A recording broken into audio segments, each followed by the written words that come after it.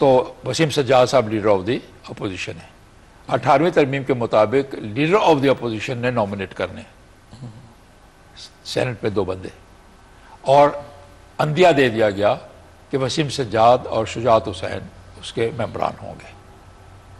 میری اس وزٹ کے بعد گنجائش بنی اسحاق ڈار صاحب, راجہ ظفر اللہ صاحب, ملاقات کی انہوں نے وسیم سجاد صاحب سے اور شجاعت صاحب سے, اور نتیجہ آپ نے دیکھا کیا ہوا. نتیجہ یہ ہوا کہ وسیم سجاد صاحب ہٹ گئے اور اس کی جگہ شاید اسحاق ڈار کا نام لیا یا کسی اور کا, مسلم لیگ کے نون کا. پہلی دفعہ یہ نزدیکی ہوئی. ٹھیک, دروازے کھلے نا. دوسری بات دیکھیے, یہ جو ملازمہ کو دوبارہ واپس لینے کا سیکنڈ NRO جو لا آیا ہے پارلیمنٹ میں, جس میں کہا گیا کہ جن لوگوں کو نواز شریف کے دور میں نکال دیا گیا تھا ان سب کو واپس لے لیا جا رہا ہے. ہمیں اس پر اعتراض تھا, ہم نے اس میں بہت ساری ترمیم کرنی تھی. نواز لیگ کی جانب سے اعتراض اٹھا, ڈار صاحب نے اعتراض کیا کہ یہ آپ بھیج دیجئے کمیٹی میں تاکہ وہاں ہم اس پہ غور و فکر کر لیں. ٹھیک, لیکن اکثریت کی جماعت نے کہا ہم نہیں بھیجتے.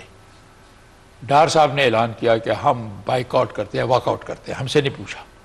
لیکن دروازے کھولنے کے لیے اور نیشنل ایشو پہ متفقہ مشترکہ موقف کے لیے ہم نے واک آؤٹ بھی کیا. اور جب واک آؤٹ کر کے باہر آئے تو پھر انہوں نے کہا کہ صرف واک آؤٹ ایک سیشن کا نہیں بلکہ پورے سیشن کا ہونا چاہیے. ٹھیک ہو گیا, ٹھیک ہو گیا, ہم نے وہ بھی لیا. ٹھیک ہو گیا. تو میں سمجھتا ہوں کہ اگر ہم اس طرح آہستہ آہستہ دھیرے دھیرے آگے بڑھیں گے تو بلا شک و شبہ وہ وقت آ جائے گا کہ جب صرف دروازے نہیں کھلیں گے بلکہ ڈرائنگ روم میں بٹھایا جائے گا اور سیاست میں انشاءاللہ تعالیٰ امپاسبل کو پاسبل بنا لیا جائے گا. پھر ہم اس آخری پروڈکٹ پہ آئیں گے کہ نواز شریف کا مقام کیا ہوگا, شجاعت صاحب کا مقام کیا ہوگا, پرویز الہی کیا کام کریں گے, نامعلوم اس وقت کیا فیصلے ہوں. ٹھیک ہو گیا. کوئی اور فارمولا نکل آئے گا. مجھے یہ بتائیں کہ کیا پاکستان پیپلز پارٹی کی گورنمنٹ جو جمہوری سسٹم جو اس وقت ڈیولپ ہوا مشرف صاحب کے جانے کے بعد, کیا وہ ڈیلیور کر پا رہا ہے؟ بڑی ناکامی ہے سر, ہر سطح پر ناکامی ہے. خارجہ فیڈرل پنجاب دونوں لیول پہ آپ کہیں گے؟ میں تو سمجھتا ہوں کہ all over across the board موجودہ حکومت کی بڑی ناکامی ہے. غریبوں کی بھی جو مدد کی جا رہی ہے بھکاری بنایا جا رہا ہے, ان کو اپنے پیروں پہ کھڑا کرنے کی عادت ہی نہیں ڈالی جا رہی. سبسیڈائز کرنا طریقہ نہیں ہوتا.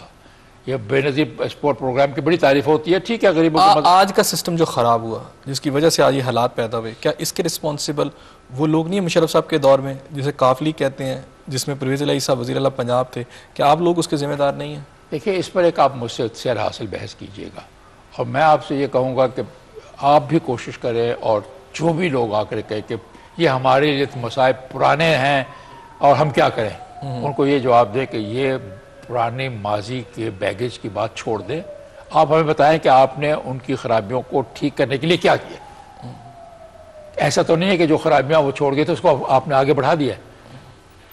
میں تو اس لیے آپ سے یہ کہوں گا, اپنے آپ سے پوچھتا ہوں کہ کیا اگر اس وقت ہماری, مجھے تو خود بتائیے کہ کیا خرابی تھی. 62 روپے پہ ڈالر موجود تھا, چینی کی قیمت بھی کم تھی, بجلی کی قیمت بھی کم تھی.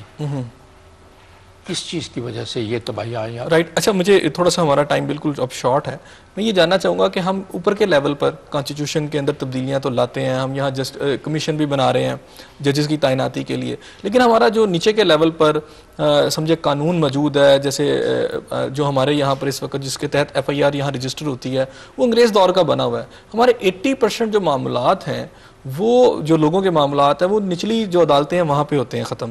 ہم اس سسٹم کو تو تبدیل نہیں کرتے, اوپر عدلیہ کی تبدیلی کی باتیں کرتے ہیں, نیچے کیوں نہیں تبدیلی آتی؟ نہیں, نیچے تبدیلی کی ضرورت نہیں ہے, نیچے تربیت کی ضرورت ہے. قانون بہت اچھے قانون آپ سمجھتے ہیں قوانین ٹھیک ہیں؟ قوانین بہت اچھے بنے ہوئے ہیں, قوانین میں تھوڑی بہت ترمیم آپ کر سکتے ہیں, but they are well tried laws. اچھا یہ سو موٹو نوٹس ہے, میں اس کے بارے میں جاننا چاہوں گا. ہمارے جو لاہور ہائی کورٹ کے چیف جسٹس خواجہ شیر صاحب اکثر لے لیتے ہیں, کہا جاتا ہے کہ جو چیف جسٹس سپریم کورٹ ہے صرف یہ رائٹ ان کے پاس ہے سو موٹو نوٹس لینے کا, اور جو صوبائی عدالتیں ان کے پاس نہیں ہیں. آپ کیا سمجھتے ہیں, ہے یہ رواج سا بن گیا ہے سو موٹو کا؟ اس پہ بہت ریسٹرینٹ ہونا چاہیے, جوڈیشل ریسٹرینٹ ہونا چاہیے, سپریم کورٹ کے لیول پر بھی, ہائی کورٹ کے لیول پر بھی. اس میں بالکل کوئی وعید نہیں ہے بات. اب میں اس سحر کی جانب آ سکتا ہوں. میں نے ایک کوشچن آپ کا بڑا میں تھوڑا سا جاننا چاہوں گا. آپ کے جو اپوننٹس ہیں یا کچھ لوگ الزام لگاتے ہیں کہ آپ کی ڈاٹر کی ایک کمپنی ہے لاس میں تھی, اب ان کو بڑی فنڈنگ آتی ہے فورن سے اور وہ بڑے اسٹیبلش ہو گئے ہیں, کیا اس کی ریزنز کیا ہیں؟ میری کوئی ایسی کمپنی تھی جو لاس میں تھی کہ ان سے کمپنی تو ہے کوئی نہیں. یہ جو ادارہ سا انہوں نے بنایا ہوا ہے کشف فاؤنڈیشن کی بات کر رہے ہیں. اسی کی بات میں کر رہا ہوں. ماشاءاللہ کشف فاؤنڈیشن تو اس قدر اچھا کام کر رہے ہیں وہ کہ وہی تو کام کرنا چاہیے تھا, خواتین کو امپاورمنٹ کرنے کا. لوگوں کو لون دیتے ہیں, وہ کہتے ہیں کسی خاص وجہ سے فورن ایڈ آ رہی ہے, کسی وجہ سے نہیں, اس کی کوئی فورن ایڈ نہیں زیادہ آ رہی. وہ تو اسی ملک کے اندر سے ساری جو فورن ایڈ آ بھی رہی ہے وہ اس مقصد کے لیے آ رہی ہے کہ مائکرو فائنینس اس ملک میں کامیابی سے انہوں نے چلایا ہے, بڑی کامیابی سے چلایا ہے. رائٹ. اچھا, اب آپ نے کہا گرامین بینک کے کولابریشن کے ساتھ ہے. گرامین بینک آپ جاتے ہیں نا اس پاکستان میں, بالکل ڈاکٹر یونس کو جو نوبل پرائز ملا ہے وہ اس کے پیٹرن ہیں. ٹھیک ہے جی. اور انہوں نے اس طرح کی اس کشف فاؤنڈیشن کو بنایا ہے. آپ کسی وقت ان سے ضرور انٹرویو لیجیے. رائٹ. تھوڑا سا اس طرف آتے ہیں. آپ ذرا مجھے زرداری صاحب کا سوئٹزرلینڈ میں جو کیسز ہیں اس حوالے سے تھوڑا سا بتا دیں, اور پھر وہ سحر بتا دیں کب ہوگی. دیکھیں جی, سوئٹزرلینڈ میں جو ان کے کیسز ہیں وہ اس مقام تک پہنچ چکے تھے کہ ان کا ٹرائل شروع ہو جانا تھا, کیونکہ وہ پہلے ان کو سزا ہوئی تھی, اس کے بعد انہوں نے اپیل کی. اپیل پہ کہا گیا کہ آپ کے خلاف جو مقدمہ ہے وہ زیادہ سیریس نوعیت کا ہے اور یہ اب واپس جائے گا اٹارنی جنرل کے پاس اور اس نے پھر بھیجنا ہے ٹرائل کے لیے. وہ بند ہو گیا کیونکہ قیوم ملک صاحب نے جا کے کہہ دیا کہ حکومت پاکستان کو کوئی دلچسپی نہیں. سپریم کورٹ کہتی ہے کہ دوبارہ جا کے کہہ دو کہ حکومت پاکستان کو دلچسپی ہے. یہ اب جنگ چل رہی ہے انتظامیہ کے درمیان اور جوڈیشری کے ہونا درمیان. کیا چاہیے؟ ہونا تو یہ چاہیے کہ عدلیہ کی بات مان لینی چاہیے, بھیج دیں, وہاں اطلاع دے دیں, پھر وہ جانے, ان کا کام جانے. رائٹ. سحر سے پہلے ایک لاسٹ میرا کوشچن, ڈاکٹر قدیر کے ساتھ جو کچھ مشرف صاحب کے دور میں ہوا ٹھیک ہوا؟ ڈاکٹر قدیر کے ساتھ جو انہیں ٹیلی ویژن پر لائے, جو ان سے معافی دلوائی, بالکل ہی غلط کام کیا.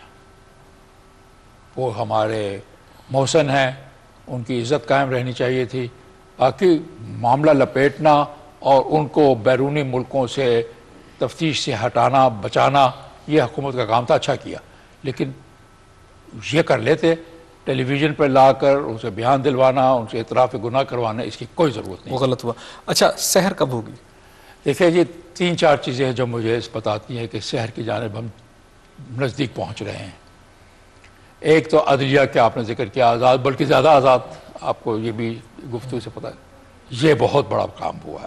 ایسی عدلیہ ہم نے پہلے نہیں دیکھی تھی پاکستان میں. الحمدللہ اچھی بات ہے. اب یہ ریسٹرینٹ کر لیں, بہت اچھی بات ہو جائے گی.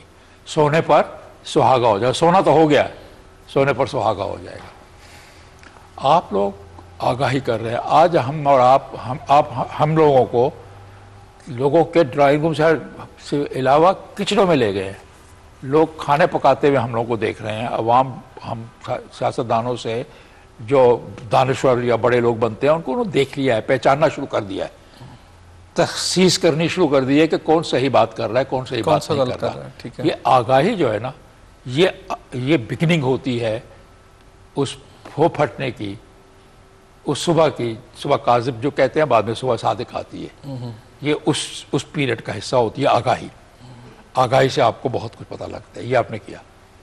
سول سوسائٹی نے ایک بار, جیسے میں نے ابھی پہلے ذکر کیا, کہ اپنے آپ کو منوا لیا. ٹھیک.